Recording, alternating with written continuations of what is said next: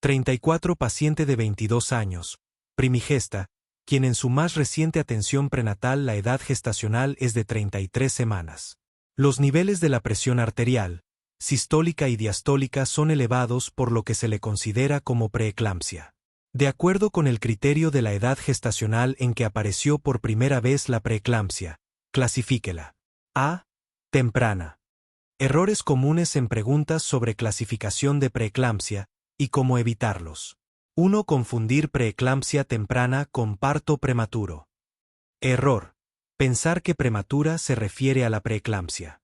Realidad, prematuro se aplica al recién nacido, antes de las 37 semanas.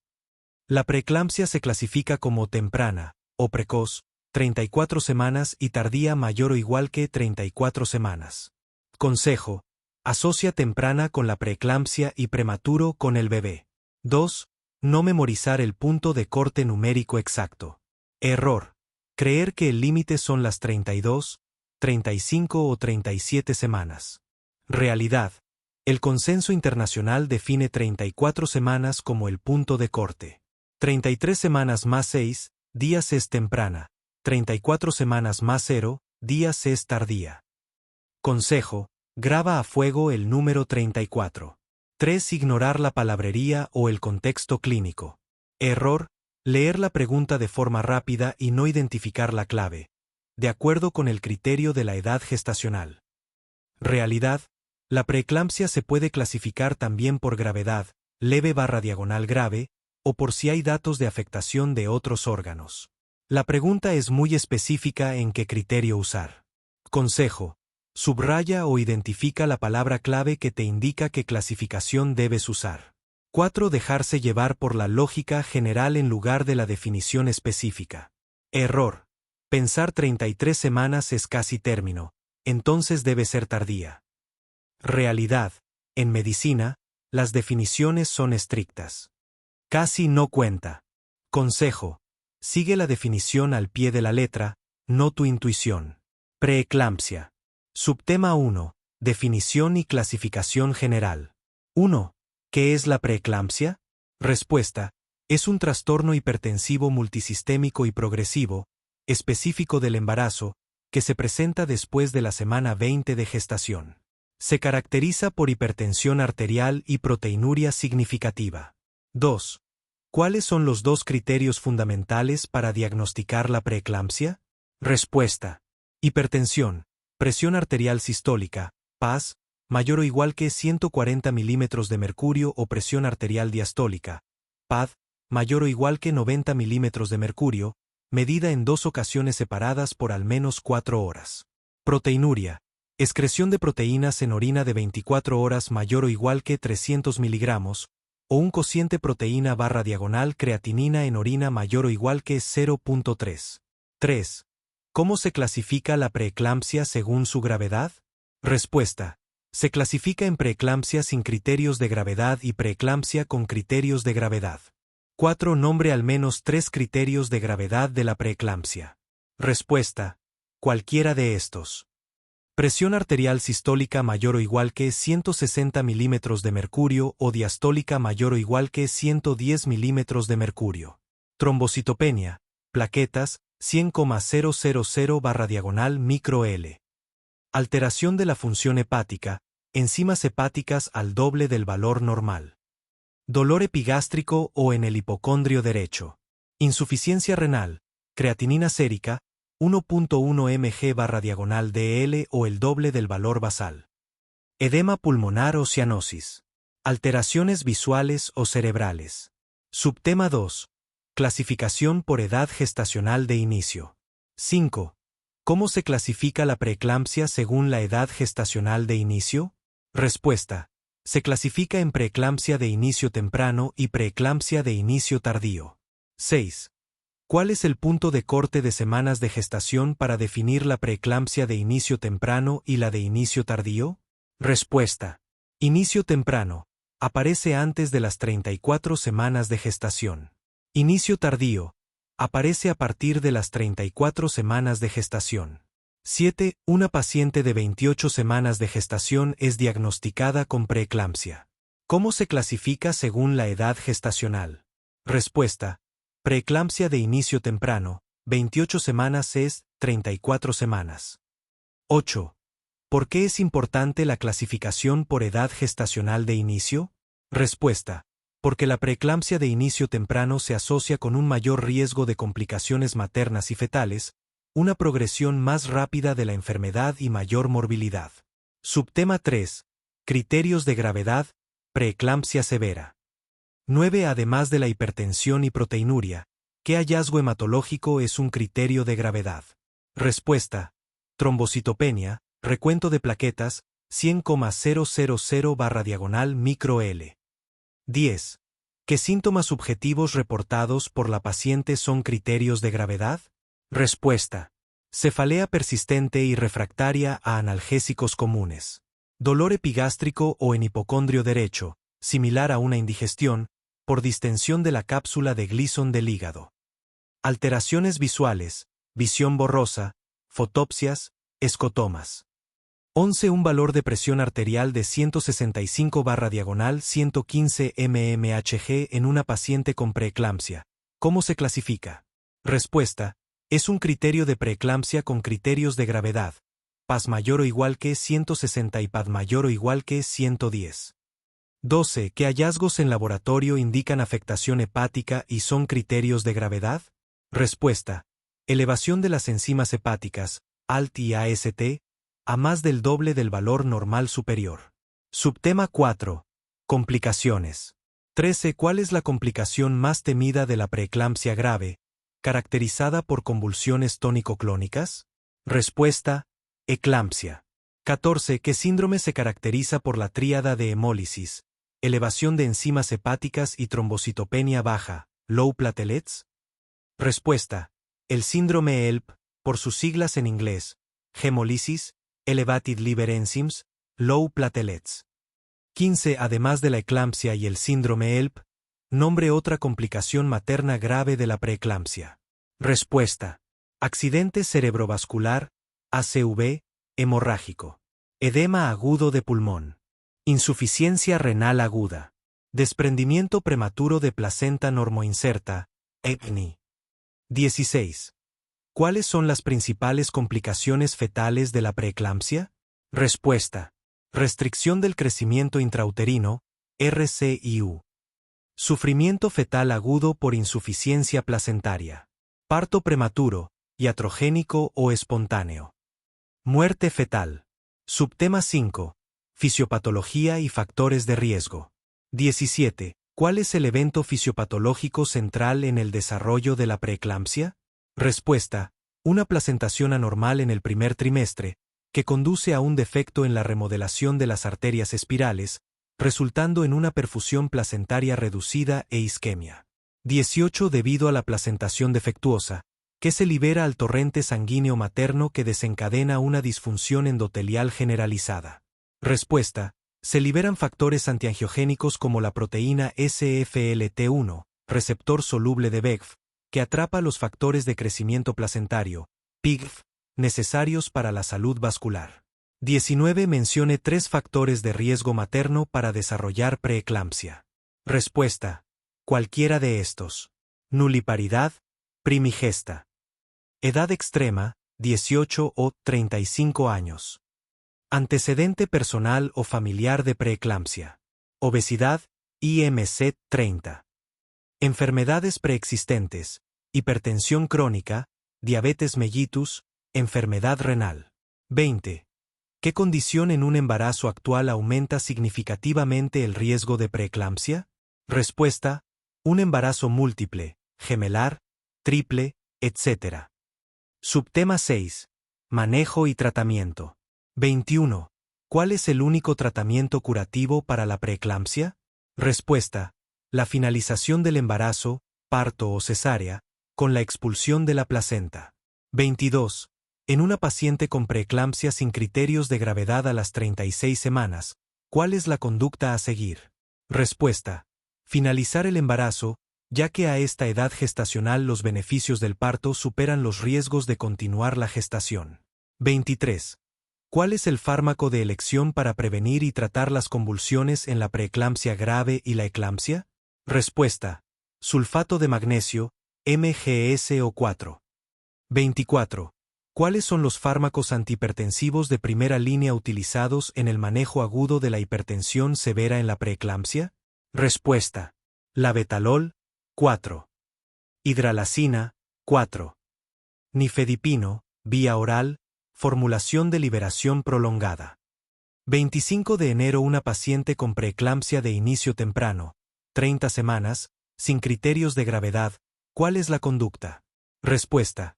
Conducta expectante, o conservadora. Hospitalización, reposo, monitorización estricta materna y fetal, administración de corticoides para maduración pulmonar fetal, y finalizar el embarazo si aparecen criterios de gravedad o se alcanza una edad gestacional de viabilidad extrauterina.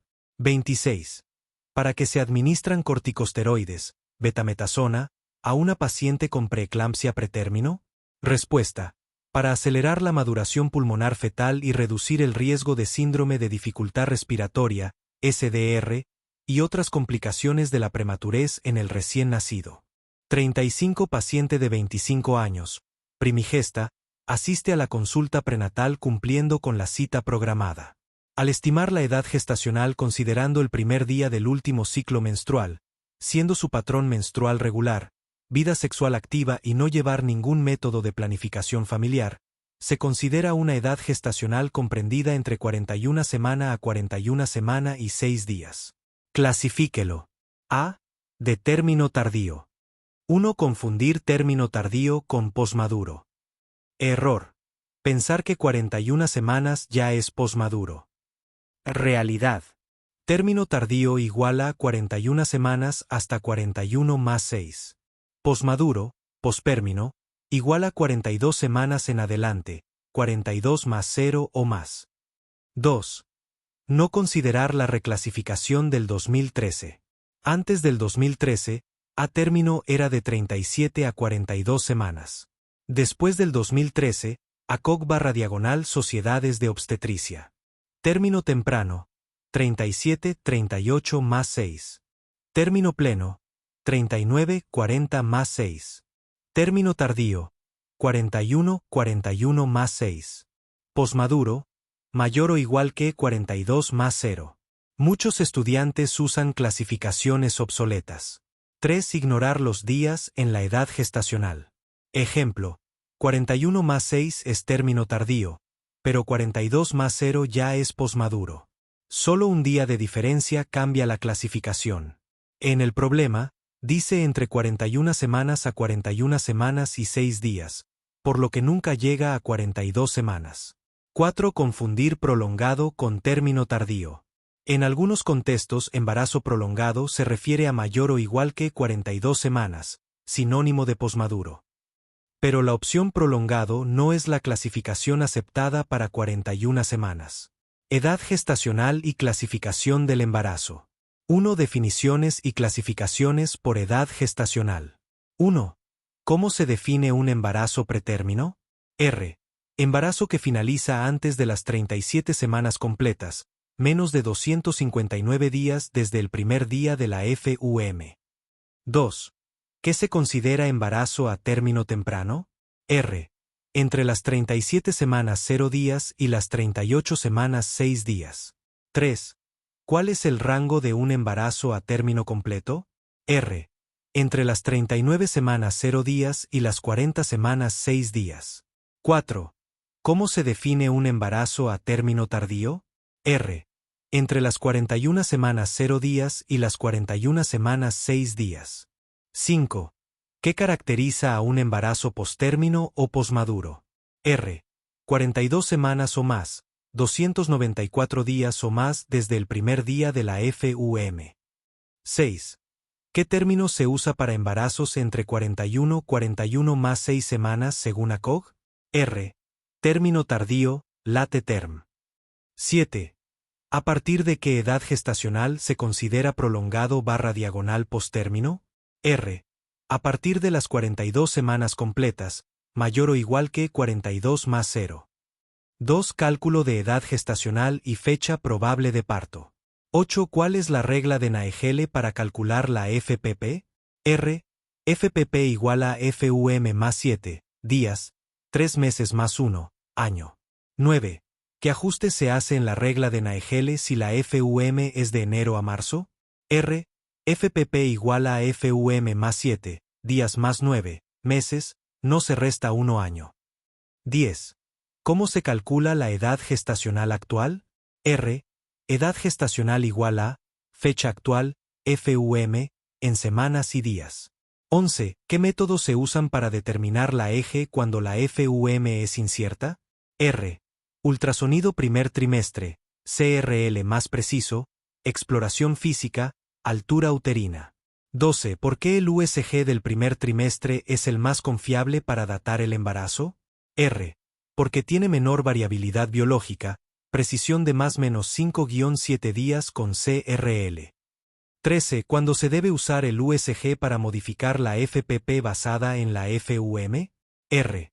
Cuando hay discrepancia, 5 días en USG del primer trimestre, 7 días en segundo trimestre, o mayor que 10 días en tercer trimestre respecto a la FUM. 3. Criterios de confiabilidad de la FUM. 14. ¿Qué condiciones hacen confiable la FUM para calcular la eje? R. Ciclos regulares, 28 a 30 días, certeza de la fecha, no uso de anticonceptivos hormonales recientes, concordancia con hallazgos clínicos. 15. ¿Por qué los ciclos irregulares hacen menos confiable la FUM? R. Porque la ovulación puede ocurrir en días variables, alterando la relación entre FUM y concepción. 16. ¿Qué factores invalidan la confiabilidad de la FUM? R. Ciclos, 25 o 35 días, lactancia materna, anticoncepción hormonal reciente, sangrado irregular post-FUM. 17. En paciente con ciclos regulares de 35 días, ¿cómo afecta esto al cálculo de la eje? R. La ovulación ocurre más tarde, día 21 aproximadamente, por lo que la eje real es aproximadamente una semana menor que la calculada por FUM. 4. Hallazgos clínicos por edad gestacional. 18. ¿A qué eje se palpa el fondo uterino a nivel del ombligo? R. Aproximadamente a las 20 semanas. 19. ¿Cuál es la altura uterina esperada a las 28 semanas? R. 28 centímetros. Generalmente coincide con las semanas entre 20 a 34 semanas. 20. ¿Cuándo se auscultan los latidos fetales con Doppler? R. A partir de las 10 a las 12 semanas. 21. ¿A qué eje se considera viable el feto? R. A las 24 semanas, límite de viabilidad. 22. ¿Qué signos sugieren embarazo prolongado? R. Disminución del líquido amniótico, oligohidramnios, maceración cutánea fetal, disminución del tejido graso fetal. 5. Implicaciones clínicas y manejo. 23. ¿Qué riesgos aumentan en el embarazo postérmino? R. Mortalidad perinatal, macrosomía, distocia de hombros, oligohidramnios, compresión del cordón, meconio. 24. ¿Cuál es el manejo recomendado a las 41 semanas? R. Monitorización fetal e inducción del trabajo de parto. 25. ¿Qué vigilancia se recomienda en embarazo término tardío? R. Perfil biofísico, amniótico, NST, prueba no estresante, 2 veces por semana. 26. ¿Por qué se indica inducción a las 41 más 0? R. Para reducir riesgos de mortalidad perinatal sin aumentar tasa de cesáreas. 27. ¿Qué complicaciones neonatales son más frecuentes en término tardío? R. Síndrome de aspiración de meconio, hipoglicemia, policitemia. 6. Casos clínicos aplicados. 28. Paciente con FUM 1 grado de enero. Ciclos regulares, sin AC. Fecha actual 15 de octubre. Eje. R. FPP igual a 8 de octubre. FUM más 7 de 3 metros más primera. Eje igual a 41 semanas exactas, término tardío. 29. Primigesta de 32 años, FUM segura, eje 41 más 3. Al USG, líquido amniótico disminuido. Clasificación, R. Término tardío con oligohidramnio. Indicación de inducción inmediata. 30. Gestante con FUM 14 de marzo, Ciclos cada 35 días. ¿Cuándo se esperaría el parto? R. Ovulación, día 21, FUM más 21D. FPP ajustada igual a FUM más 21 de más 266 de igual a FUM más 287 de igual a 25 de diciembre, versus 21 de diciembre por Naegele. 31. Paciente refiere FUM pero ciclos irregulares. USG a las 12 semanas con CRL de 8 semanas. ¿Cómo se data? R. Se usa la EG por USG, 8 semanas. La FUM calculada sería 4 semanas después de la FUM referida. 7. Términos específicos y diagnósticos diferenciales. 32. Diferencia entre término tardío y postérmino. R. Término tardío igual a 41-41 más 6 semanas. Postérmino igual a mayor o igual que 42 semanas. 33. ¿Qué es el síndrome de posmadurez? R. Feto con características de dismadurez. Piel arrugada / diagonal descamada, poco tejido graso, uñas largas, meconio. 34. ¿Cómo se confirma la EG en pacientes sin control prenatal? R. Con USG, si es 20 semanas, CRL. Si 20 semanas, combinación de BPD, HC, AC, FL y examen físico. 35. ¿Qué es la corrección de EG y cuándo aplica? R. Ajustar la FPP cuando el USG early difiere de la FUM en los márgenes establecidos. 8. Prevención y seguimiento. 36. ¿Qué educación dar a paciente de 40 semanas?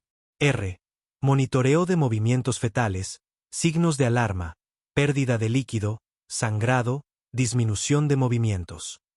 37. ¿Cada cuánto control en embarazo, 41 semanas? R.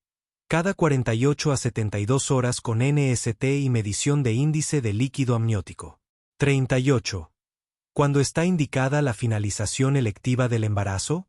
R. A las 41 más 0 semanas en embarazo sin complicaciones. 36.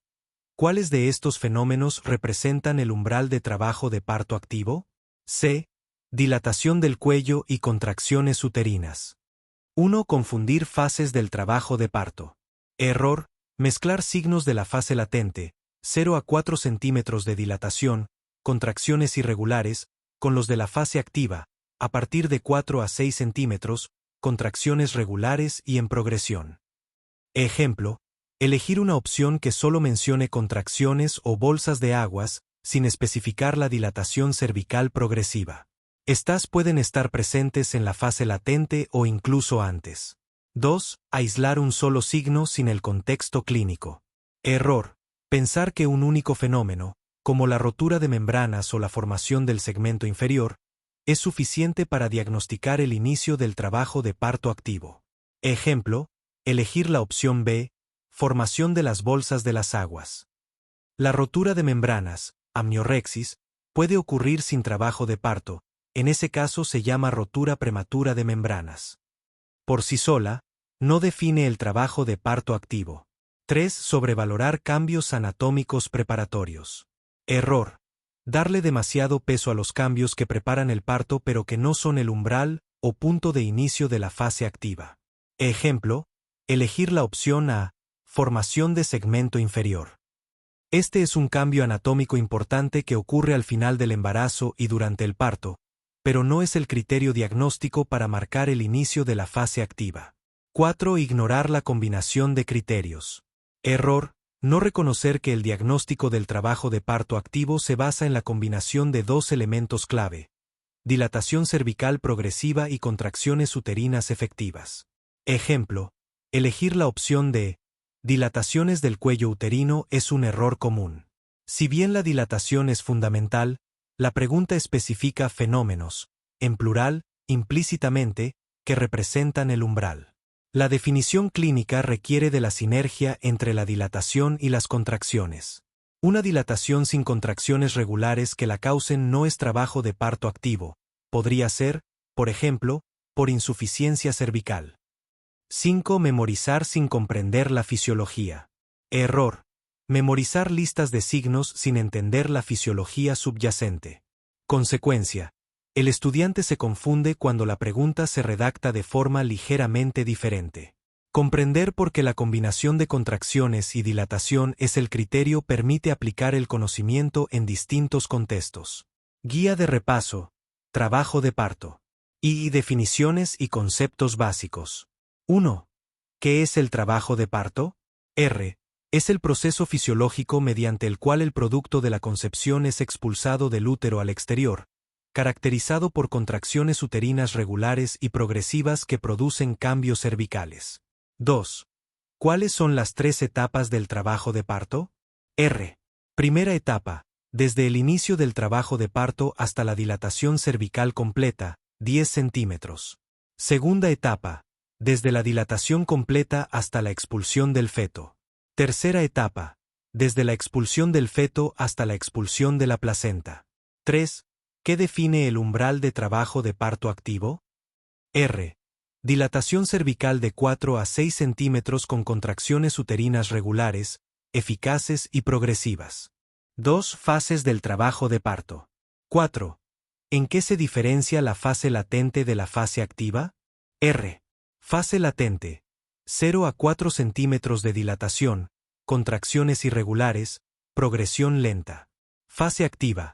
4 a 10 centímetros de dilatación, contracciones regulares e intensas, progresión mayor o igual que 1 cm/h. 5. ¿Cuál es la duración promedio de la fase activa en nulíparas? Generalmente 4 a 6 horas, con progresión mínima de 1 cm/hora. 6. ¿Qué parámetros evalúa la curva de Friedman? Relaciona el tiempo con la dilatación cervical y el descenso fetal durante el trabajo de parto. 3 cambios anatómicos y fisiológicos. 7. ¿Qué es la formación del segmento inferior uterino? Es el adelgazamiento y estiramiento del istmo uterino que forma parte del canal del parto, permitiendo el descenso fetal. 8. ¿Cuál es la diferencia entre borramiento y dilatación cervical? Borramiento. Acortamiento y afinamiento del cuello uterino, 0 a 100%. Dilatación. Apertura del orificio cervical, 0 a 10 centímetros. 9. ¿Qué papel juegan las bolsas de las aguas en el trabajo de parto? Actúan como cuña hidráulica que favorece la dilatación cervical y protegen al feto de traumatismos. 4. Diagnóstico e inicio del trabajo de parto. 10. ¿Cuáles son los criterios diagnósticos de trabajo de parto activo? Dilatación cervical mayor o igual que 4-6 cm con contracciones regulares que producen cambios cervicales progresivos. 11. ¿Qué signos indican trabajo de parto verdadero vs falso? Verdadero. Contracciones regulares que aumentan en intensidad y frecuencia, cambios cervicales progresivos. Falso. Contracciones irregulares que no producen cambios cervicales. 12. Cuando se considera que una paciente ha cruzado el umbral de trabajo de parto activo. Cuando presenta dilatación mayor o igual que 4-6 cm con contracciones uterinas regulares cada 3 a 5 minutos, durando 45 a 60 segundos. Monitoreo y evaluación. 13. ¿Qué parámetros se monitorean durante el trabajo de parto activo? Frecuencia cardíaca fetal, características de contracciones, progresión de dilatación, descenso fetal, signos vitales maternos. 14. ¿Cómo se evalúa la progresión adecuada del trabajo de parto? Mediante la curva de partograma que registra dilatación cervical, descenso fetal, frecuencia cardíaca fetal y características de contracciones. 15. ¿Qué es el test de Bishop y para qué se utiliza? Sistema de puntuación que evalúa la madurez cervical, dilatación, borramiento, consistencia, posición y estación fetal, para predecir éxito de inducción. Criterios de alerta y complicaciones. 16. ¿Cuándo se diagnostica distocia de trabajo de parto? Cuando hay falta de progresión a pesar de contracciones adecuadas, evaluado mediante el partograma, progresión 1 cm/hora en fase activa. 17. ¿Qué signos indican trabajo de parto prolongado? Fase activa 12 horas, dilatación 1 cm/hora, descenso fetal 1 cm/hora en nulíparas. 18. ¿Cuáles son los criterios de alerta para intervención médica? R. Prolongación de fases, alteraciones de frecuencia cardíaca fetal, signos de infección, sangrado anormal, falta de progresión después de 2 a 4 horas. 7. Manejo y conducta. 19. ¿Qué intervenciones se recomiendan en el umbral de trabajo de parto activo? R. Monitoreo continuo, analgesia si solicitada, ambulación según tolerancia, hidratación, apoyo emocional. 20. ¿Cuándo está indicada la amniotomía? R. En trabajo de parto establecido con cuello favorable, para acelerar la dilatación o permitir monitorización interna. 8. Criterios diagnósticos específicos. 21. Según la OMS, ¿a qué dilatación se considera trabajo de parto activo? R. A partir de 4 a 6 centímetros de dilatación cervical con contracciones regulares. 22. ¿Por qué el criterio de dilatación para trabajo de parto activo cambió de 4 a 6 cm? R. Por evidencia que muestra que muchas mujeres permanecen en fase latente hasta 6 centímetros sin representar anormalidad, reduciendo intervenciones innecesarias. 23. ¿Qué 3 elementos deben coexistir para diagnosticar trabajo de parto activo? R. Dilatación cervical progresiva. Contracciones uterinas regulares y eficaces. Cambios cervicales, borramiento y dilatación. 9. Diferenciación de términos. 24. ¿En qué se diferencia el trabajo de parto del periodo prodrómico? R. El periodo prodrómico incluye contracciones irregulares sin cambios cervicales significativos, mientras el trabajo de parto presenta contracciones regulares con cambios cervicales progresivos. 25. ¿Qué distingue al segmento inferior de las bolsas de las aguas en el proceso del parto? R. El segmento inferior es una estructura anatómica uterina que se forma, mientras las bolsas de las aguas son las membranas ovulares que contienen líquido amniótico. X. Preguntas de integración clínica. 26. Una paciente de 28 años, nulípara, acude con contracciones cada 5 minutos, cuello 3 cm/diagonal 50%/diagonal -2. ¿Ha cruzado el umbral de trabajo de parto activo? R. No, se encuentra en fase latente. El umbral de trabajo de parto activo generalmente comienza a los 4 a 6 centímetros. 27. ¿Qué hallazgos en el examen físico confirmarían que una paciente está en trabajo de parto activo? R. Dilatación mayor o igual que 4-6 cm. Borramiento mayor o igual que 80%, contracciones regulares cada 2 a 3 minutos, estación fetal menor o igual que 0. 28. ¿Por qué es importante reconocer el umbral de trabajo de parto activo? R.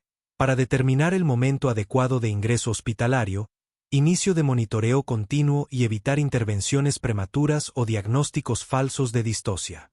37. Paciente femenina, 25 años, refiere secreción vaginal con olor a pescado, particularmente luego del coito.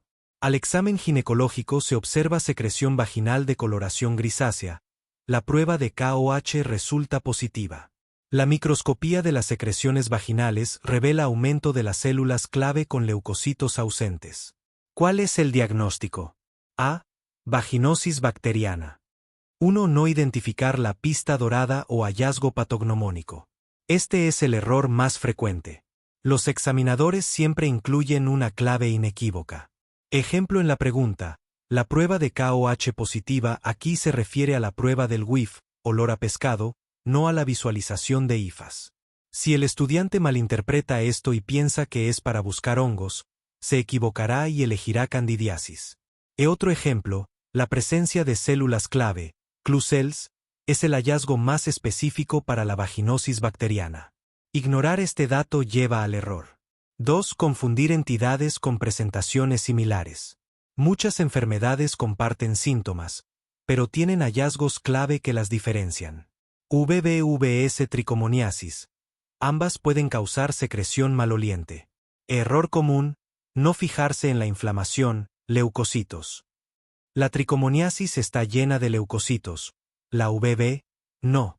Error común, confundir la secreción. La VV es grisácea y homogénea. La tricomoniasis es amarillo-verdosa y espumosa. 3. No considerar la epidemiología o el contexto clínico. La edad, los factores de riesgo y la historia son cruciales. Ejemplo, elegir vaginitis atrófica en una paciente de 25 años es un error grave, ya que esta condición es típica de la postmenopausia. El examinador puso esta opción precisamente para atrapar a quienes no consideran la edad. 4. Sobregeneralizar un hallazgo. Asumir que un hallazgo solo tiene una causa. Ejemplo, picor vaginal igual a candidiasis. Si el estudiante ve secreción y automáticamente piensa en hongos, ignorará el dato del olor a pescado y las células clave, fallando la pregunta. 5. Mala interpretación de las pruebas diagnósticas. No saber exactamente para qué sirve cada prueba o qué resultado es positivo o negativo. Prueba de KOH en ginecología. Se usa para dos cosas. 1. Detectar hifas de cándida, microscopía, y 2. Realizar la prueba del whiff, olor. En esta pregunta, KOH positiva se refiere al olor, no a la presencia de hongos. pH vaginal. VB y tricomoniasis. pH 4.5. Candidiasis. pH normal, menor o igual que 4.5. Ignorar el pH, que no se menciona, pero se infiere por la KOH positiva, es un error. 6. No leer la pregunta y las opciones con cuidado. Leer de manera rápida y superficial. La pregunta dice leucocitos ausentes. Si el estudiante se salta esto, podría pensar en una infección inflamatoria como tricomoniasis. Vaginosis bacteriana. Y definición y epidemiología. 1. ¿Qué es la vaginosis bacteriana, VB? Respuesta. Infección vaginal polimicrobiana causada por un desequilibrio en la flora vaginal, con disminución de lactobacilos y sobrecrecimiento de bacterias anaerobias. 2. ¿Cuál es la causa principal de la VB? Respuesta. No es una única bacteria, sino un desequilibrio con sobrecrecimiento de Gardnerella vaginalis, Prebotella, Mobiluncus y otras bacterias anaerobias. 3. ¿Es la VB considerada una infección de transmisión sexual, ITS? Respuesta. No está clasificada estrictamente como ITS, pero la actividad sexual es un factor de riesgo importante, cambios en el pH vaginal. 4. ¿Qué porcentaje de mujeres en edad reproductiva pueden ser asintomáticas con VB? Respuesta. Hasta el 50% de los casos pueden ser asintomáticos. 2. Cuadro clínico. 5. ¿Cuál es el síntoma característico de la VB? Respuesta. Secreción vaginal con olor a pescado, especialmente después del coito o durante la menstruación. 6. ¿Qué características tiene la secreción vaginal en la VB? Respuesta. Secreción blanca grisácea, homogénea, de baja viscosidad que recubre las paredes vaginales. 7. La VB generalmente causa prurito o eritema vulvovaginal. Respuesta. No, la ausencia de prurito / eritema ayuda a diferenciarla de la candidiasis. 8. ¿Qué porcentaje de mujeres con VB son asintomáticas? Respuesta. Aproximadamente 50% de los casos. 3. Diagnóstico. 9. ¿Cuáles son los 4 criterios de Amsel para diagnosticar VB? Respuesta. Secreción vaginal homogénea gris-blanca. pH vaginal 4.5. Prueba de aminas positiva, olor a pescado con KOH al 10%. Presencia de células clave en el examen microscópico. 10. ¿Cuántos criterios de Amsel se necesitan para el diagnóstico? Respuesta. 3 de 4 criterios son suficientes para el diagnóstico. 11. ¿Qué son las células clave? ¿Clue cells? Respuesta. Células epiteliales vaginales cuyos bordes están recubiertos por bacterias, aspecto granular o punteado. 12. ¿Qué muestra el examen microscópico en fresco respecto a los leucocitos en VB? Respuesta. Ausencia o escasez de leucocitos, diferencia clave con vaginitis por tricomonas. 13. ¿Cuál es el pH vaginal característico en VB? Respuesta. pH 4.5, generalmente entre 5.0 a 5.5. 14. ¿En qué consiste la prueba de aminas? Respuesta. Se mezcla secreción vaginal con KOH al 10%, liberando aminas, putrescina, cadaverina, que producen olor a pescado. Característico. 15. ¿Qué método diagnóstico tiene mayor especificidad para VB? Respuesta. Tinción de Gram del flujo vaginal, criterios de Nugent. 16. ¿En qué consisten los criterios de Nugent? Respuesta. Puntuación basada en la proporción de lactobacilos, Gardnerella y Mobiluncus en tinción de Gram. 0 a 3, normal. 4 a 6, intermedio. 7 a 10, vaginosis bacteriana. 4. Diagnóstico diferencial. 17. ¿Cómo se diferencia la VB de la candidiasis vulvovaginal? Respuesta. Candidiasis. Prurito intenso, flujo blanco grumoso, como requesón, pH normal, 4.5, sin olor, IFAS en KOH. VB. Sin prurito, flujo homogéneo grisáceo, pH 4.5, olor a pescado, células clave. 18. ¿Cómo se diferencia la VB de la tricomoniasis? Respuesta. Tricomoniasis. Flujo amarillo verdoso, espumoso, pH 4.5, múltiples leucocitos, tricomonas móviles en fresco. VB. Flujo grisáceo, homogéneo, sin leucocitos, células clave.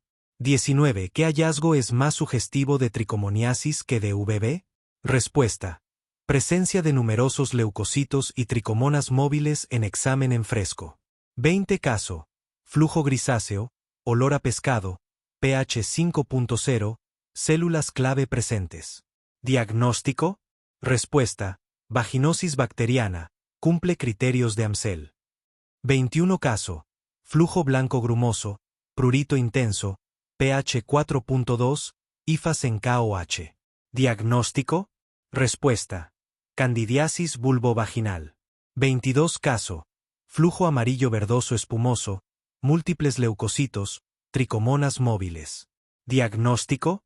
Respuesta. Vaginitis por trichomonas. 23. Caso. Flujo grisáceo, olor a pescado, pero con numerosos leucocitos. ¿Qué considerar? Respuesta. Coinfección VB y tricomoniasis o VB sobreinfectada. 24. ¿Cómo diferencia la VB de la vaginitis atrófica? Respuesta. VB. Mujeres en edad reproductiva, flujo con olor, pH 4.5. Atrófica. Mujeres postmenopáusicas, sequedad, pH alcalino, sin olor. 25.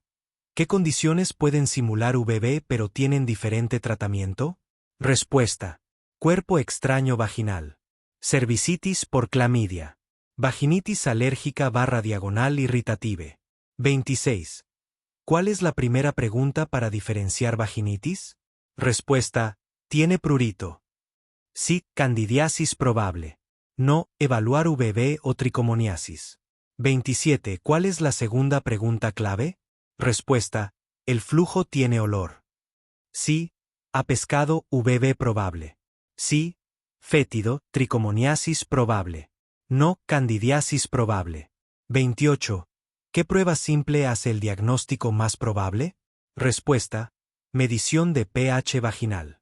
pH 4.5. Candidiasis. pH 4.5. VB o tricomoniasis. 26. Paciente con secreción grisácea de olor fétido. pH 5.0. Células clave presentes y pocos leucocitos. Diagnóstico. Respuesta. Vaginosis bacteriana. Cumple 3 criterios de Amsel. 27. Mujer con flujo blanco grisáceo. Olor a pescado después de relaciones, sin prurito.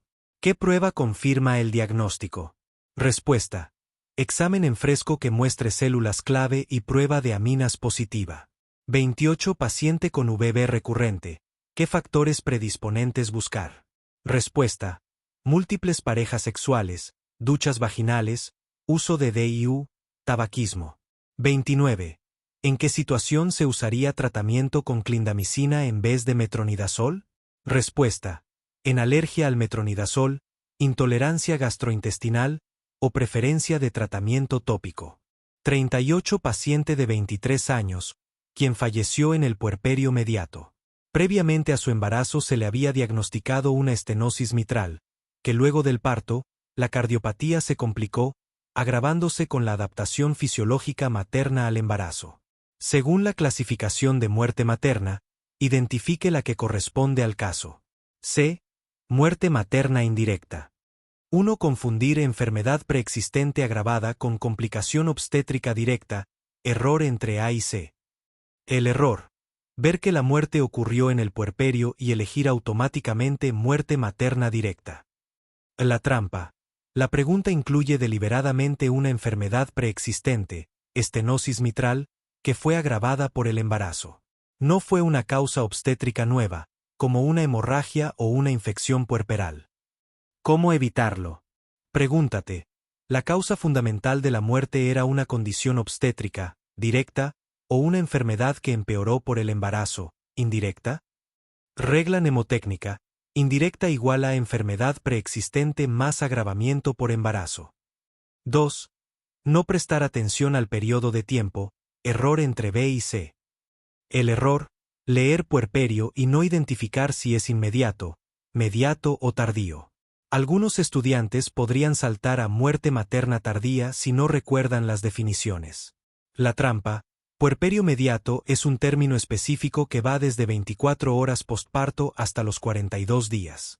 La muerte materna tardía ocurre después de los 42 días y hasta el año. ¿Cómo evitarlo? Memoriza los plazos. Muerte materna, directa / diagonal indirecta durante el embarazo, parto o hasta los 42 días postparto. Muerte materna tardía. Desde el día 43 hasta el año postparto.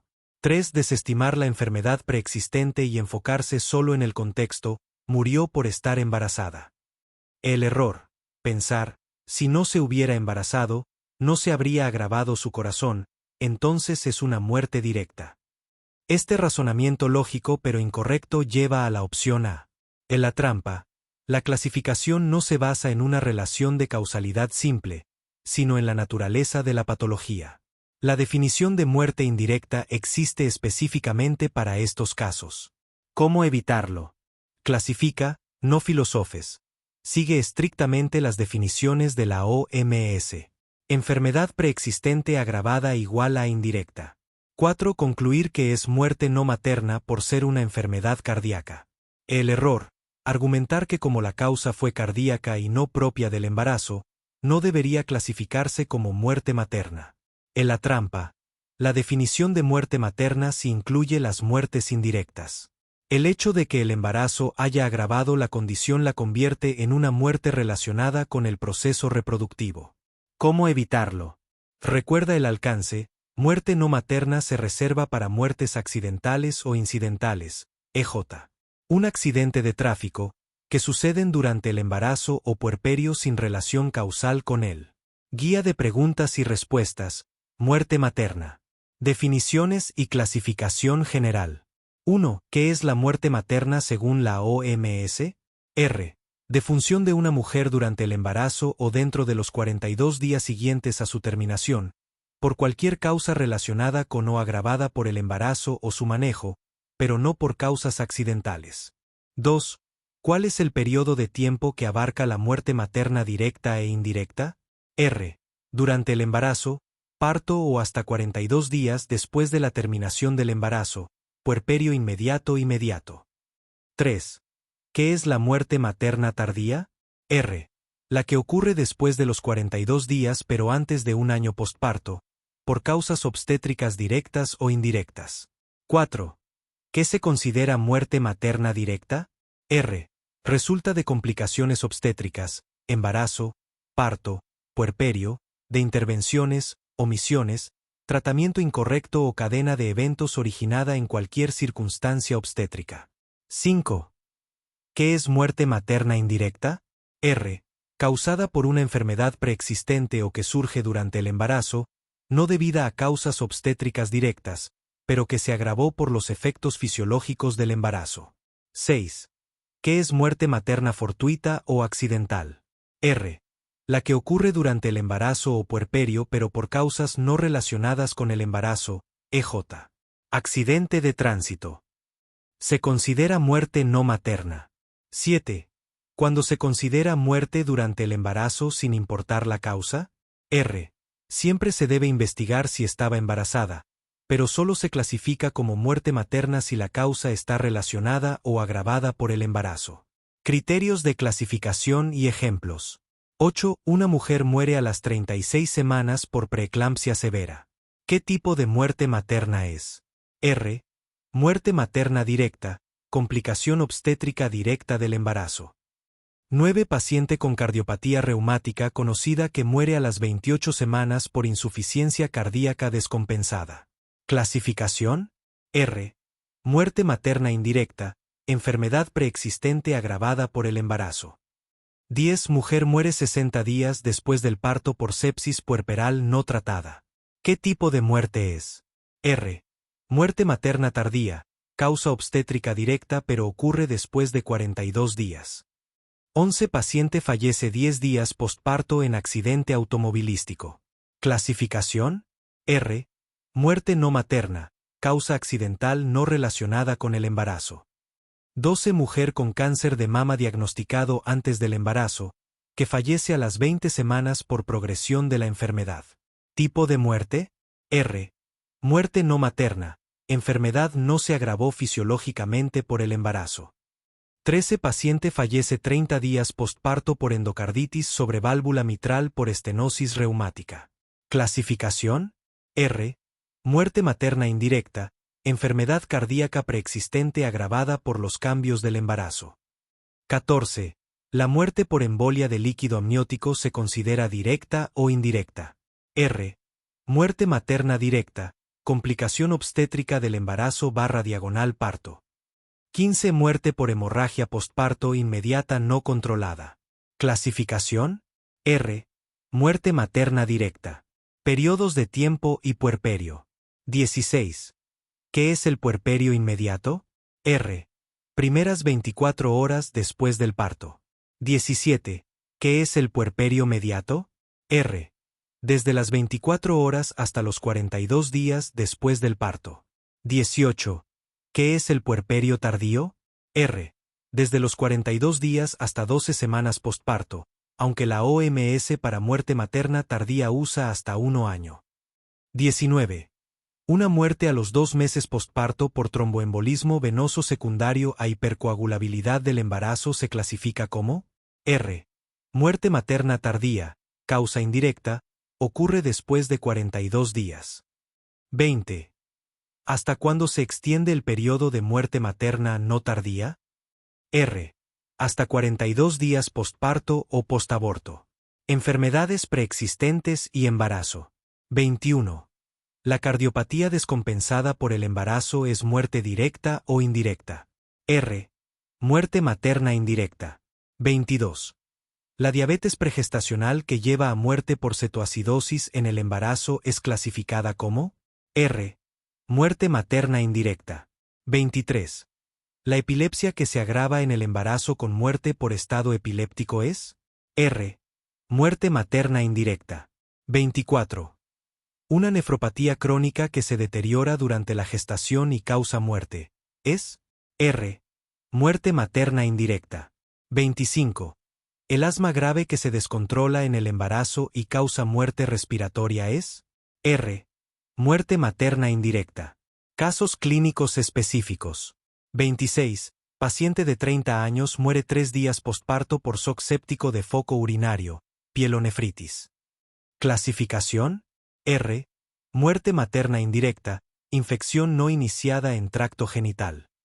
27. Mujer muere durante cesárea por anestesia general, aspiración de contenido gástrico. Tipo de muerte. R.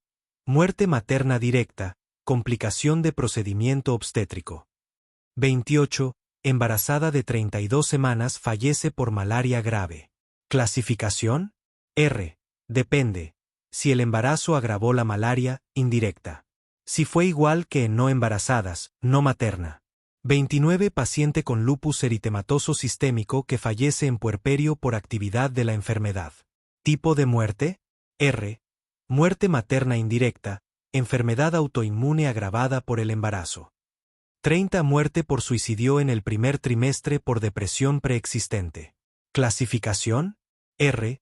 Muerte no materna, enfermedad psiquiátrica no agravada fisiológicamente por el embarazo. Conceptos epidemiológicos. 31. ¿Qué es la razón de muerte materna? R. Número de muertes maternas por cada 100.000 nacidos vivos. 32. ¿La muerte materna es un indicador de qué aspecto sanitario? R. Acceso y calidad de la atención de salud, especialmente salud materna. 33. ¿Qué proporción de muertes maternas mundiales son por causas directas? R. Aproximadamente 75%. 34. ¿Cuáles son las 5 principales causas de muerte materna directa a nivel global? R. 1. Hemorragia. 2. Trastornos hipertensivos. 3. Infecciones. 4. Abortos peligrosos. 5. Parto obstruido. 35. ¿Qué porcentaje de muertes maternas son prevenibles? R. Se estima que más del 80%. 39. ¿Cuál de estos se recomienda como el momento ideal para colocar un dispositivo intrauterino con el fin de reducir la tasa de expulsión y el riesgo de perforaciones uterinas? C. 6 a 8 semanas luego del parto. 1. Confundir lo que se puede hacer con el momento ideal o de elección. Este es el error más frecuente en esta pregunta en particular. Lo que se puede hacer es aceptable insertar un DIU inmediatamente después del parto, opción A. Esto es factible y se hace para asegurar la anticoncepción, pero tiene una tasa de expulsión más alta. Es una estrategia de oportunidad. El momento ideal, basado en evidencia, esperar a 6 a 8 semanas, opción C. Para este momento, el útero ha vuelto a su tamaño normal, el cuello uterino está cerrado y el riesgo de expulsión y perforación es el más bajo. Porque se falla, el estudiante recuerda que se puede poner después del parto y elige la opción más extrema, inmediatamente, sin reflexionar sobre el adjetivo ideal de la pregunta. 2. Memorizar sin comprender la fisiología. Memorizar fechas sin entender el por qué lleva a confusiones con opciones que suenan similares. Fisiología clave. Después del parto, el útero es grande, blando y el cuello está abierto. A las 6 a 8 semanas, ha completado su involución, vuelve a su tamaño y estado no grávido. Opción D. 6 a 8 días el útero aún está en plena involución. El riesgo de expulsión es muy alto. Quienes eligen esto confunden el tiempo de la revisión postparto, 6 semanas, con otro momento importante pero incorrecto. Opción B. 12 semanas es un momento perfectamente válido, pero no es el ideal. El momento óptimo es en la consulta de control postparto, que tradicionalmente es a las 6 semanas. Esperar más no añade beneficio y aumenta el riesgo de un embarazo no planificado. 3. No prestar atención a las palabras clave de la pregunta. La pregunta no pregunta cuándo se puede colocar, sino que específicamente pide el momento para reducir la tasa de expulsión y el riesgo de perforaciones. Esto dirige directamente a la evidencia que muestra que el riesgo más bajo es con el útero involucionado. 4. Dejarse llevar por la lógica no médica o el sentido común. Un pensamiento como si quiero reducir riesgos, mejor esperar más podría llevar a elegir la opción B, 12 semanas. Sin embargo, en medicina, el ideal suele ser un balance entre eficacia, seguridad y oportunidad clínica, en este caso, aprovechar la consulta postparto. Dispositivo intrauterino, DIU. Subtema 1. Momentos de inserción y consideraciones específicas. 1. ¿Cuál es el momento ideal posparto para insertar un DIU y por qué? R. 6 a 8 semanas después del parto. En este momento, el útero ha completado la mayor parte de su involución, el canal cervical se ha cerrado, y el riesgo de expulsión y perforación es significativamente menor. 2. ¿Por qué no se recomienda la inserción inmediata posparto, minutos después del alumbramiento, como primera opción? R. Porque el útero está grande y blando, el canal cervical está muy abierto y el riesgo de expulsión es alto, puede llegar al 10 a 30%. 3. ¿En qué caso específico si se puede considerar la inserción inmediata posparto? R. Cuando se prioriza la oportunidad anticonceptiva y se asegura el seguimiento, ya que la paciente ya está en un entorno médico. La paciente debe ser informada del mayor riesgo de expulsión. 4. ¿Qué ventaja tiene la inserción durante una cesárea? R. Es un procedimiento seguro y conveniente, ya que el útero está expuesto y no hay riesgo de perforación transcervical. Sin embargo, hay que colocar el DIU en el fondo uterino manualmente para evitar que quede embebido en la incisión. 5. ¿Cuál es el momento recomendado para la inserción de un DIU postaborto? R. Inmediatamente después de un aborto espontáneo o inducido del primer o segundo trimestre, siempre que no haya evidencia de infección o perforación. Es seguro y altamente efectivo. 6.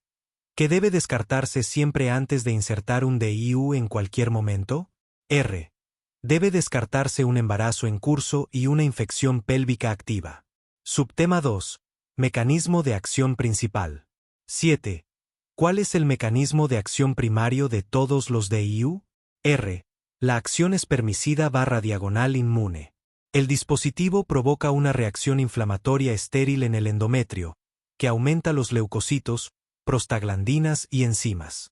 Este ambiente es tóxico para los espermatozoides y los óvulos, impidiendo la fecundación. 8. ¿Los DIU son métodos abortivos? R. No. La evidencia científica actual indica que su mecanismo principal es prevenir la fecundación, no la implantación de un óvulo fecundado, embrión. 9. ¿Qué mecanismo adicional aporta el DIU de cobre, T de cobre? R. El ion cobre potencia la respuesta inflamatoria espermicida y también inhibe la motilidad y capacitación de los espermatozoides. 10. ¿Qué mecanismo adicional aporta el DIU hormonal, Mirena, quileena, etc.? R. Libera levonorgestrel, progestina, que causa un espesamiento del moco cervical, barrera para los espermatozoides, atrofia endometrial, haciendo el endometrio inhóspito, y en algunos casos inhibe la ovulación. Subtema 3. Contraindicaciones. 11. Mencione 3 contraindicaciones absolutas para la inserción de un DIU. R. Embarazo confirmado o sospechado. Infección pélvica activa actual o reciente, en los últimos 3 meses. Sangrado genital sin diagnosticar. Malformaciones uterinas que distorsionen la cavidad. Cáncer de endometrio o cuello uterino. Alergia conocida a los componentes, por ejemplo, alergia al cobre para el DIU de cobre. 12. Mencione 3 contraindicaciones relativas o precauciones para la inserción de un DIU. R. Enfermedad pélvica inflamatoria, EPI, previa, evaluar riesgo-beneficio. Sangrado menstrual abundante, el DIU de cobre puede empeorarlo, en este caso es mejor el DIU hormonal. Anemia ferropénica, ídem anterior. Miomatosis uterina que distorsione la cavidad. Antecedente de expulsión de DIU. Infección cervicitis purulenta actual. Tratar primero y luego insertar. Inmunosupresión. 13. ¿Por qué una alergia al cobre es una contraindicación absoluta para el DIU de cobre? R. Porque puede desencadenar una reacción alérgica sistémica o local severa en la paciente. 14. En una paciente con miomas submucosos, ¿está contraindicado el DIU? R. Es una contraindicación relativa. Si los miomas distorsionan significativamente la cavidad endometrial, la inserción es difícil, el riesgo de expulsión es mayor y la efectividad puede disminuir. Subtema 4. Efectos adversos y complicaciones. 15. ¿Cuáles son los 3 efectos adversos más comunes del DIU de cobre? R. Aumento del sangrado menstrual, menorragia. Aumento del dolor menstrual, dismenorrea. Manchado intermenstrual, especialmente en los primeros meses. 16. ¿Cuáles son los 3 efectos adversos más comunes del DIU hormonal, LNGIUD? R. Sangrado irregular y manchado impredecible durante los primeros 3 a 6 meses. Posteriormente, amenorrea, ausencia de regla, o sangrados muy escasos en un alto porcentaje de usuarias. Dolor mamario, cefalea, acné, efectos progestogénicos sistémicos leves. 17. Mencione 3 complicaciones potenciales, no solo efectos adversos, de la inserción de un DIU. R. Perforación uterina, 0.1 a 0.3% de los casos. Complicación grave que suele ocurrir al momento de la inserción. Expulsión, 2 a 10% de los casos. Suele ocurrir en los primeros meses, es más común en mujeres nulíparas y en inserción posparto inmediata. Enfermedad pélvica inflamatoria, EPI el riesgo aumenta ligeramente en las primeras 3 semanas post-inserción. Posteriormente, el riesgo es bajo. Embarazo con DIU en su lugar, riesgo muy bajo. 18. ¿Qué se debe hacer si se diagnostica un embarazo con un DIU en su lugar? R. Se debe informar a la paciente del aumento del riesgo de aborto espontáneo, parto prematuro e infección.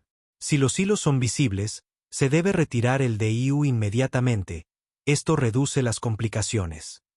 Si no son visibles, se debe evaluar la ubicación del embarazo, para descartar ectópico, y sopesar los riesgos.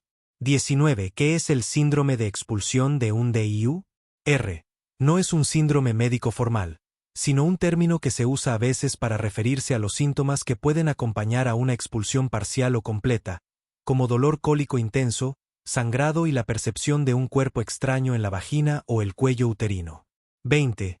Mencione 3 ventajas del DIU de cobre. R. Efectivo inmediatamente después de la inserción. No contiene hormonas. Ideal para mujeres que no las toleran. Duración muy larga, hasta 10 a 12 años. Bajo costo a largo plazo. Puede usarse como anticoncepción de emergencia si se inserta dentro de los 5 días posteriores a la relación sexual sin protección. 21. Mencione 3 ventajas del DIU hormonal. R. Disminuye significativamente el sangrado menstrual y el dolor. Tratamiento para la menorragia y la dismenorrea. Alto índice de amenorrea, mejorando la calidad de vida. Disminuye el riesgo de EPI, el moco espeso protege. 40 de los siguientes agentes inmunológicos, vacunas de virus vivos atenuados, identifique el que no está contraindicado en la paciente embarazada. C. Influenza. Errores comunes en preguntas de examen, enfoque en ciencias de la salud. 1. No leer la pregunta con suficiente atención, el error más común.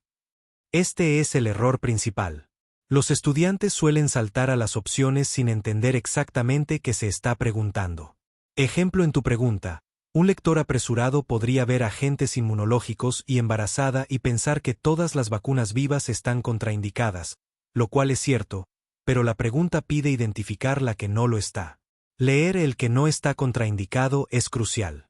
¿Cómo evitarlo? Subraya o marca en tu mente la palabra clave de la pregunta, contraindicado, no, más probable, menos probable, secuencia correcta, etc. 2. Conocimiento incompleto o medio saber. Saber un dato, pero no el contexto o la excepción, lleva a elegir la opción casi correcta. Ejemplo en tu pregunta. Conocimiento incompleto, la vacuna de la influenza es para todos. Esto es cierto, pero la clave está en el tipo de vacuna. Quien no sepa la diferencia fundamental entre la vacuna inactivada, inyectable, y la viva atenuada, spray nasal, fallará. El examen explota esta laguna de conocimiento. Conocimiento correcto, la vacuna viva atenuada de la influenza, spray nasal, está contraindicada en embarazo, pero la vacuna inactivada, inyectable, está recomendada. La pregunta se refiere a agentes de virus vivos, pero la influenza es la excepción que confirma la regla, ya que tiene una versión segura. ¿Cómo evitarlo? Estudia en profundidad. No te quedes con la primera definición. Aprende excepciones, mecanismos y detalles. 3. Sobreanalizar o pensar de más. El estudiante busca una trampa donde no la hay o inventa un escenario clínico extraño que justifique una respuesta incorrecta. Ejemplo hipotético, bueno, pero si la embarazada es alérgica al huevo, entonces la de influenza sí estaría contraindicada. La pregunta no da ese dato, así que debes basarte en la contraindicación general. ¿Cómo evitarlo? Respeta la información dada. No añadas datos que no están en el enunciado. La respuesta más directa y basada en guidelines suele ser la correcta. 4. Dejarse engañar por opciones sonadoras o distractores bien construidos. Los exámenes usan distractores que suenan plausibles y apelan a conocimientos comunes pero incorrectos. Distractores en tu pregunta. O varicela, es un distracte muy fuerte. Todo el mundo sabe que contraer varicela en el embarazo es muy peligroso para el feto, por lo que es lógico pensar que la vacuna también lo es, y lo es, por ser viva. El distracte funciona porque el estudiante asocia varicela y embarazo con peligro. sarampión, otro distracte fuerte por la misma razón. ¿Cómo evitarlo? Confía en tu conocimiento sistemático. No te dejes llevar por la asociación inmediata de ideas. Analiza cada opción fríamente. Vacunación en el embarazo. Subtema 1. Conceptos generales y clasificación de vacunas. Pregunta 1. ¿Cuál es el principio fundamental que guía la vacunación durante el embarazo? Respuesta. Proteger a la madre de enfermedades infecciosas que pueden tener complicaciones graves durante la gestación, y a través de la transferencia de anticuerpos IgG a través de la placenta, proporcionar inmunidad pasiva al recién nacido durante sus primeros meses de vida. Pregunta 2. ¿Cómo se clasifican las vacunas según el tipo de antígeno que utilizan? De 2 ejemplos de cada tipo. Respuesta. Vivas atenuadas. Contienen el virus o bacteria completo pero debilitado. Ejemplos: triple viral, SRP, varicela, fiebre amarilla. Inactivadas. Contienen el microorganismo completo muerto o fragmentos de él, subunidades, polisacáridos, toxoides. Ejemplos: influenza, inyectable, DETPA, tosferina, hepatitis B. Pregunta 3. ¿Qué tipo de inmunidad se busca generar en el recién nacido a través de la vacunación materna? Respuesta. Inmunidad pasiva, mediante la transferencia transplacentaria de anticuerpos IgG específicos. Pregunta 4. Mencione las vías de administración más comunes para las vacunas indicadas en el embarazo. Respuesta. Vía intramuscular, EJ. DETPA, influenza inyectable, y vía subcutánea, EJ. Vacunas vivas atenuadas, que están contraindicadas. Subtema 2. Vacunas contraindicadas en el embarazo, vivas atenuadas. Pregunta 1. ¿Por qué las vacunas de virus vivos atenuados están generalmente contraindicadas durante el embarazo? Respuesta. Por el riesgo teórico de que el virus atenuado pueda cruzar la placenta y causar infección y daño al feto. Pregunta 2. Nombre al menos 4 vacunas de virus vivos atenuadas que estén contraindicadas en la gestación. Respuesta. Triple viral, sarampión, rubeola, paperas/parotiditis, varicela, fiebre amarilla, herpes zóster, vacuna oral contra la fiebre tifoidea, TAI-21A, BCG, tuberculosis. Pregunta 3. Si una mujer recibe una vacuna de virus vivo atenuado, ¿cuál es el periodo de tiempo recomendado que debe esperar antes de intentar quedar embarazada? Respuesta. Se recomienda esperar al menos un mes, 4 semanas, después de la vacunación. Pregunta 4. Una paciente acude a su consulta a las 10 semanas de embarazo. Al revisar su cartilla, usted nota que recibió la vacuna contra la varicela hace 2 semanas. ¿Cuál es la conducta a seguir? Respuesta. Informar a la paciente sobre el riesgo teórico, que es extremadamente bajo en la práctica. No hay indicación de interrupción del embarazo. Se debe realizar un seguimiento ecográfico detallado para evaluar el bienestar fetal. La exposición a la vacuna no es una indicación para administrar inmunoglobulina hiperinmune. Pregunta 5. ¿Existe alguna excepción en la que se pueda administrar una vacuna viva atenuada durante el embarazo? Respuesta. Sí, en situaciones de alto riesgo de exposición o cuando el beneficio supera claramente el riesgo teórico. El ejemplo más común es la vacuna contra la fiebre amarilla si la mujer vive o viaja a un área endémica y el riesgo de contraer la enfermedad es inevitable. Subtema 3. Vacunas recomendadas y rutinarias en el embarazo. Pregunta 1. ¿Cuál es la vacuna más importante y recomendada de forma universal para todas las embarazadas en cada embarazo? Respuesta. La vacuna DETPA, difteria, tétanos, tosferina acelular. Pregunta 2. ¿Cuál es el objetivo principal de administrar la vacuna DETPA durante el embarazo? Respuesta. Proteger al recién nacido de la tosferina, coqueluche, durante sus primeros meses de vida, hasta que pueda recibir su propia vacunación. La madre produce anticuerpos que transfiere al feto. Pregunta 3. ¿En qué momento específico de la gestación se recomienda administrar la vacuna DETPA? Respuesta. Se recomienda administrar una dosis en cada embarazo, preferentemente entre las semanas 27 y 36 de gestación. Esta ventana optimiza la transferencia de anticuerpos al feto. Pregunta 4.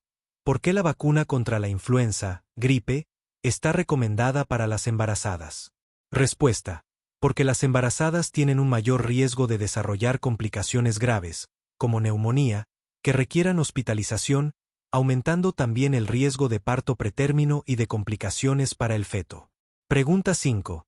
¿Qué tipo de vacuna contra la influenza deben recibir las embarazadas? Respuesta: deben recibir exclusivamente la vacuna inactivada, inyectable. La vacuna en spray nasal es de virus vivos atenuados y está contraindicada. Pregunta 6. ¿En qué trimestre se puede administrar la vacuna contra la influenza? Respuesta: se puede y debe administrar en cualquier trimestre del embarazo, idealmente al inicio de la temporada de gripe. Pregunta 7. Además de la DETPA y la influenza, nombre otras vacunas inactivadas que pueden estar indicadas en el embarazo según factores de riesgo. Respuesta: hepatitis B, si la mujer es seronegativa y tiene riesgo de exposición. Hepatitis A, en situaciones de brote o viaje a zona endémica. Meningocócica, en brotes o en mujeres con vaso no funcionante. Neumocócica, en mujeres con condiciones médicas de alto riesgo, EJ. Diabetes, enfermedad cardiopulmonar. Subtema 4. Situaciones especiales y postparto. Pregunta 1. Si una mujer embarazada es seronegativa para la rubeola, ¿cuándo debe ser vacunada? Respuesta: debe recibir la vacuna triple viral, SRP, inmediatamente después del parto, antes del alta hospitalaria. No durante el embarazo. Pregunta 2. ¿Una mujer que está amamantando puede recibir vacunas de virus vivos atenuados? Respuesta: sí. La lactancia materna no es una contraindicación para recibir ninguna vacuna, incluidas las vivas atenuadas como la triple viral o la varicela. Pregunta 3. ¿Es seguro para el bebé que la madre reciba vacunas durante la lactancia?